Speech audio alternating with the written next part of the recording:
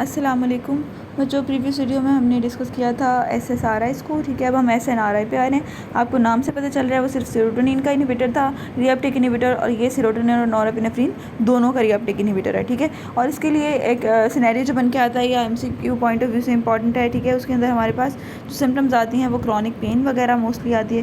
Chronic pain such as back ache और muscle x, उनके लिए ट्रीटमेंट के लिए भी इसको दिया जा सकता है, ठीक है। जबकि इन दोनों मकसद के लिए जो आपके SSRI हैं वो इनफेक्टिव होते हैं। ये इसका यूनिक किस्म का इसका यूज़ है। उसके अलावा जो है ना, उन्होंने कहा कि SNRI और TCS में भी इफ़ेक्टिव इन रिलीविंग पेन, वो भी हम पेन के रिलीफ के लिए दे सकते हैं, TCS भी दे सकते हैं। और पेन सिंड्रोम जो है ना, जो ये एजेंट्स कौन कौन सी पेन को ट्रीट करने के लिए यूज़ हो सकते हैं, डायबिटिक न्यूरोपैथी आ जाती है, ठीक है। और pain syndromes, post herpetic neuralgia, fibromyalgia, low back pain, इन सबको ट्रीट करने के लिए दे सकते हैं इसको। उसके अलावा इनकी थोड़ी बहुत एक्टिविटी होती है, जस्ट अल्फ़ा एडिनर्जिक मस्क्रीनिक और हिस्टामिन रिसेप्टर्स के लिए ज़्यादा नहीं होती, बहुत थोड़ी होती है। अगर डिसकंटिन्यूएशन किया तो सेरोटोनिन सिंड्रोम, वो क्या कहते हैं, डिसकंटिन्यूएशन सिंड्रोम हो सकता है। उसके बाद इसमें जो ड्रग्स आती हैं ना, वो आती हैं वेनलाफैक्सिन और इसी की बहन डेसवेनलाफैक्सिन, ठीक है। उसके बाद नेक्स्ट डुलॉक्सिडिन और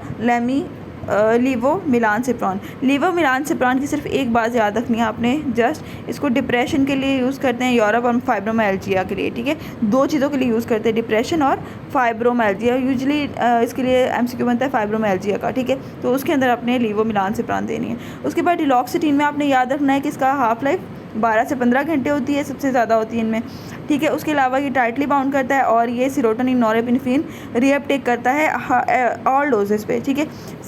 जो आपके साइड इफ़ेक्ट्स हैं वो सेम है और इसमें कुछ करने की ज़रूरत नहीं है। वेनलाफैक्सिन, डेसवेनलाफैक्सिन में जो है ना, उन्होंने कहा है कि ज़्यादा जो है ना वो मीडियम डोज अगर देते हैं तो सिर्फ सेरोटोनिन को इनहिबिट करता है, लेकिन जब इसकी डोज बढ़ाते हैं ना हाई डोजेस, तब ये नॉरएपिनेफ्रिन को भी इनहिबिट करता है, वैसे नहीं करता, ठीक है। और डेसवेनलाफैक्सिन इसी की ही एक्टिव फॉर्म होती है, डीमिथाइलेटेड फॉर्म जिसे आप कहते हैं, ठीक है। और बस इसमें आगे इसके आ जाते हैं साइड इफ़ेक्ट्स में इसके वही हेडेक, नॉजिया, सेक्सुअल डिसफंक्शन, वही सारा कुछ आता है। जो बच्चे यूनिक बात होती है जस्ट वो याद करते होते हैं, बाकी सारे कुछ खुद ही बंदा लिख लेता होता है। नॉजिया, हेडेक, वॉमिटिंग और इस तरह के सिम्टम्स मोस्टली इनमें सेम है। यहाँ पे एक डिफरेंट जो आ रहा है वो यहाँ पे कॉन्स्टिपेशन आ रहा है, BP और हार्ट रेट वाला आ रहा है, ठीक है। जो पीछे वालों में शायद ना हो, पीछे वालों में स्लीप डिस्टर्बेंसेस लिखा हुआ है, यहाँ पे इंसोम्निया हो जाना शुरू हो जाता है, ठीक है। और उसके बाद नेक्स्ट हमारे पास एटिपिकल एंटी डिप्रेसेंट्स आ जाते हैं।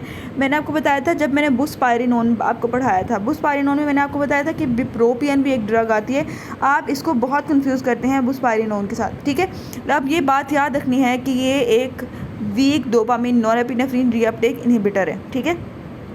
ये जो है ना आपके डिप्रेशन के सिम्टम्स को कम करता है। और एक बंदा है वो जो सिगरेट ले रहा है, सिगरेट स्मोकिंग, निकोटीन ले रहा है, तो उसकी क्रेविंग को कम करने के लिए आप ये ड्रग्स दे सकते हैं, ठीक है। निकोटीन की क्रेविंग को कम करने के लिए अगर कोई बंदे की सिगरेट छुड़वानी है ना, तो उसको इस ड्रग पे लगाया जा सकता है, ठीक है। तो वो छुड़वाने के लिए आप इब्रोपिन भी दे सकते हैं। ये इसका MCQ पॉइंट ऑफ व्यू से बहुत इंपॉर्टेंट पॉइंट है। यहाँ पे ट्राइंग टू क्विट स्मोकिंग जो कर रहे होते हैं पेशेंट्स, उनमें दी जा सकती है। उसके अलावा जो है वो ये वीक ब्लॉकर होता है, ये क्विट करने के लिए यूज़ करते हैं, ठीक है। इसमें ना लेस इंसिडेंट्स होते हैं सेक्सुअल डिसफंक्शन के। अब एक पेशेंट आपके पास आया है, ठीक है, आपको सिनेरियो ऐसे बन के आता है, पेशेंट आपके पास आया है, ठीक है, वो यंग पेशेंट है, ठीक है। आपने पीछे SSRI में पढ़ा कि उसकी वजह से अगर आप वो ड्रग्स, किसी बंदे को डिप्रेशन है, आप उसको उन ड्रग्स पे लगा देते हो, ठीक है, तो वो तो यंग पर्सन है, उसको तो ये अगर वो ड्रग्स के ऊपर कंटिन्यू रहना शुरू हो गया, साइड इफ़ेक्ट्स आने शुरू हो गए, एडवर्स इफेक्ट हो गए, तो उसको तो सेक्सुअल डिसफंक्शन हो जाएगा, ठीक है। और आप नहीं चाहते कि उसका सेक्सुअल डिसफंक्शन हो, तो इसलिए जो है ना वो उसके लिए ड्रग्स आप चेंज करते हो। या ये ऐसे पेशेंट जिनमें नहीं करवाना चाहते या साइड इफ़ेक्ट से बचना चाहते हैं, इस साइड इफ़ेक्ट से, तो उसके अंदर हम ये बिप्रोपियन प्रेफर कर देते हैं, ठीक है। और ये इसका प्लस पॉइंट है यंग मेल्स के लिए, ठीक है। उसके बाद एक बंदा है जिसको सीजर या बुलीमिया हो रहा है, उनमें हमने ये नहीं देना, ठीक है। बस ये दो बातें हैं इसमें करने वाली। उसके बाद आपके पास मिर्ताज़ापिन आ जाती है। मिर्ताज़ापिन जो है वो आपके पास pre synaptic alpha 2 receptor antagonist होते हैं, ठीक है। ये भी रीअपटेक को इनहिबिट कर देते हैं, जिसकी वजह से नॉरएपिनेफ्रिन और सेरोटोनिन का लेवल बढ़ जाता है, ठीक है। और इसका साइड इफेक्ट ये है कि सीडेटिंग होते हैं, एंटी हिस्टामिन एक्टिविटी भी इसकी होती है। सिर्फ ये इस टाइप की एक्टिविटी नहीं होती, इसकी एंटी हिस्टामिनिक एक्टिविटी भी हो जाती है। इसमें एक बात आपने याद रखनी है जो बाकियों से डिफ़र करी, कि ये वेट गेन करवाती है और इसके अंदर भी सेक्सुअल डिसफंक्शन नहीं होता, ठीक है। ये दो बातें हैं इसमें याद करने वाली, ठीक है। उसके बाद निफेज़ोडोन आती है और ट्रियाज़ोडोन आती है। इसमें निफेज़ोडोन जो है इसका साइड इफ़ेक्ट आपने याद रखना है कि ये हेपेटोटॉक्सिसिटी करवाती है। उसके अलावा ये वीक इनहिबिटर होता है, ठीक है। उसके अलावा सेरोटोनिन रिसेप्टर के ऊपर भी पोस्ट सिनेप्टिकली बाइंड कर सकती है। और ये ना ये जो ट्रियाज़ोडोन जो है ये ना इंसोम्निया की ट्रीटमेंट के लिए भी यूज़ की जा रही है ऑफ लेबल, ठीक है। यानी रिकमेंडेड नहीं है लेकिन इसकी मैनेजमेंट के लिए यूज़ की जा सकती है, ठीक है। ये ट्राइज़ोडोन का मैंने आपको बता दिया है कि वो ट्राइज़ोडीन जो है वो प्रायापिज्म करवाती है और जो आपका निफेज़ोडोन है वो हेपेटोटॉक्सिसिटी का रिस्क बढ़ा देती है। बस ये बातें करने वाली इसमें। उसके बाद विलाज़ोडोन या ना भी करें तो कोई मसला नहीं है, डिसकंटिन्यूएशन सिंड्रोम करवा सकती है ये। और जस्ट देख लिए कहाँ कहाँ किस साइड पे एक्शन करिए, बस ये अगले दोनों का, ठीक है। उसके बाद आपके TCAs आ जाते हैं। TCAs बहुत इंपॉर्टेंट है और माओ इनहिबिटर्स बहुत इंपॉर्टेंट है। अच्छा, TCAs में क्या है कि इसने सेरोटोनिन और एपिनेफ्रिन की अपटेक को तो इनहिबिट करना ही करना है आपकी सिनेप्टिक लेफ्ट के अंदर, ठीक है। उसका लेवल बढ़ाना है, ठीक है। लेकिन इसके अलावा जो है ना इसके दूसरों से ऐसा नारा से कैसे डिफ़र कर रहे हैं, डिफरेंस इसके एडवर्स इफ़ेक्ट्स में आता है, ठीक है। उसके अलावा जो है वो इसके ना साइड जो एक्शंस होते हैं, मैंने आपको बताया था SNRI वगैरह के एक्शन बाकी रिसेप्टर्स पे अल्फा एडिनर्जिक, मस्करीनिक और हिस्टामिनिक उनके ऊपर बहुत थोड़ा होता है, लेकिन इसका अच्छा खासा उन पे एक्शन होता है, ठीक है। जो इसका जो है ना नेगेटिव पॉइंट आप कह सकते हैं। तो इनको पहले हमने SNRI के साथ ही रखा था लेकिन इनका एक्शन उन पे ज़्यादा था, इसलिए हमने इनको अलग करके रख दिया और वही इनके एडवर्स इफेक्ट बन जाते हैं, ठीक है। हमें उन एक्शंस की ज़रूरत नहीं होती लेकिन जब वो हो रहे होते तो वही इसके एडवर्स इफेक्ट्स बन जाते हैं, ठीक है। अब इसमें जो ड्रग्स आते हैं वो आपके पास इमिप्रामीन आती है, क्लोमिप्रामीन आती है और डॉक्सिपिन, उसके बाद नॉरट्राइपेटाइलिन और प्रोट्राइपेटाइलिन, इस तरह की ड्रग्स आती हैं, ठीक है इसमें। और उसके बाद ये कि कॉमनली जो है वो अब इसका एक्शन मैकेनिज्म ऑफ एक्शन देख लेते हैं। इसने एक तो न्यूरोट्रांसमीटर की रीअपटेक को इनहिबिट करना है, ठीक है, वो हमें पता ही है, ठीक है, नॉरएपिनेफ्रिन सेरोटोनिन। उसके अलावा ब्लॉकिंग ऑफ रिसेप्टर्स को भी ब्लॉक करेगी। कौन कौन से रिसेप्टर्स ब्लॉक करेगी?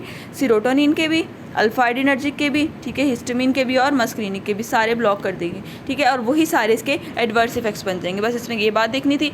एक्शन जो है वो इसका आप किस मकसद के लिए दे रहे हैं? आप मूड को इम्प्रूव करने के लिए दे रहे हैं 50 to 70% इंडिविजुअल में। और इसका जो है मूड एलिवेशन जो होता है तो थोड़ा स्लो होता है, उसको 2 वीक्स ऑलमोस्ट चाहिए होते हैं या उससे ज़्यादा भी लग सकते हैं। और जब इसको छोड़ना है तो जो आपने हमेशा मिनिमाइज़ करके करना है, वरना डिसकंटिन्यूएशन सिंड्रोम हो सकता है या कॉलिनर्जिक रिबाउंड इफेक्ट्स हो सकते हैं, ठीक है। उसके बाद इसके थेरापेटिक यूजेस ये कि मॉडरेट टू सीवियर डिप्रेशन को ट्रीट करने के लिए यूज़ कर सकते हैं। और अगर उस बंदे के अंदर इमिप्रामीन जो है वो अल्टरनेटिव के तौर पे यूज़ कर सकते हैं, डेस्मोप्रेसिन के अल्टरनेटिव के तौर पे, ठीक है। और उसके अलावा बच्चों ये इसका पॉइंट इंपॉर्टेंट है, बेड वेटिंग इन चिल्ड्रन, ठीक है, इसमें इमिप्रामीन आप दे सकते हैं, ठीक है, ये MCQ बनता होता है। उसके बाद नेक्स्ट माइग्रेन हेडेक, उसके लिए भी दे सकते हैं और क्रॉनिक पेन सिंड्रोम्स में दे सकते हैं। उसके बाद जो लो डोजेस होती है ना TCAs की, स्पेशली डॉक्सिपिन, मैंने आपको जो कल पढ़ाई जो रिसेंटली पढ़ाई थी आपको एंग्जियोलिटिक्स, उसमें मैंने आपको डॉक्सिपिन पढ़ाई थी। डॉक्सिपिन इंसोम्निया के पर जो है ना वो ट्रीटमेंट के लिए भी यूज़ हो सकती है। उसके बाद फार्माकोकाइनेटिक ये है कि ओरली दी जाती है और ग्लूक्रोनाइड कॉन्जुगेशन के ज़रिए एक्सक्रीट होती है, बस ये बातें देखनी है। उसके बाद एडवर्स इफेक्ट्स में इसके वही सारे एडवर्स इफेक्ट्स एंटी मस्करीनिक और anti alpha adrenergic side effects आ जाते हैं, ठीक है। एंटी मस्करीनिक के अंदर आपके पास ब्लड विजन, जीरोस्टोमिया, ठीक है, urinary retention, sinus tachycardia, constipation, aggravation, ये सारे एंटी मस्करीनिक हैं, ठीक है। कुछ उसके alpha adrenergic anti adrenergic type के रिसेप्टर्स के ऊपर जो इसका एक्शन होता है ना उसकी वजह से ऑर्थोस्टैटिक हाइपरटेंशन और डिजीनेस होती है, रिफ्लेक्स टैकीकार्डिया। उसके अलावा हिस्टामिन को भी ये ब्लॉक कर देती है, तो उसकी वजह से क्या होता है, वेट गेन होना शुरू हो जाता है, सिडेशन होनी शुरू हो जाती है। उसके अलावा वेट गेन भी इसका एडवर्स इफेक्ट्स आ जाता है TCAs का, ठीक है। यहाँ तक हमारे TCAs कंप्लीट हो जाते हैं, ठीक है। और उसके बाद इसके साइड इफ़ेक्ट्स का कुछ लिखा हुआ है कि BPH के ये देखना है कि किन किन में हमने नहीं देने TCAs। एक तो ये बिनाइन PPH में नहीं देने, ठीक है। उसके बाद एपिलेप्टिक पेशेंट में नहीं देने और एरिथमियास के पेशेंट में नहीं देने, ठीक है। और नैरो इसका थेरापेटिक इंडेक्स होता है, ठीक है, ये लीथल हो जाती है ओवरडोज के अंदर। तो यहाँ तक हमारा टॉपिक कंप्लीट हो जाता है, बाकी नेक्स्ट पार्ट।